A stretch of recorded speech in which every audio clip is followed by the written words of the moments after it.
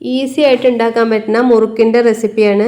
എല്ലാ കൂട്ടുകാർക്കും വീഡിയോയിലോട്ട് സ്വാഗതം. ഒരു പാത്രത്തിലേക്ക് 1 കപ്പ് വെള്ളം ഒഴിച്ച് തിളപ്പിക്കാനായി വയ്ക്കാം.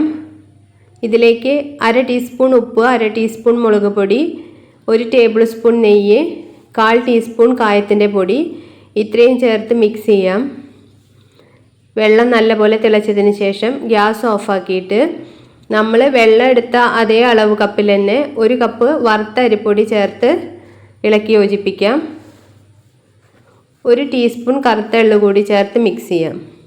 ചൂടൊന്ന് പോയതിന് ശേഷം കൈവച്ച് കുഴച്ചെടുക്കാം. ഇനി ഇത് നൂൽപുട്ടിൻ്റെ അച്ചിൽ നമുക്കിഷ്ടമുള്ള ആകൃതിയുള്ള ചില്ലിട്ട് ചൂടായ എണ്ണയിൽ വറുത്ത് കോരാവുന്നതാണ്. വളരെ സിമ്പിളായിട്ടുള്ള റെസിപ്പിയാണ്. വീഡിയോ ഇഷ്ടപ്പെടുകയാണെങ്കിൽ ലൈക്ക് ചെയ്യണം, ഷെയർ ചെയ്യണം, സബ്സ്ക്രൈബ് ചെയ്യണം. Thanks for watching. Thank you.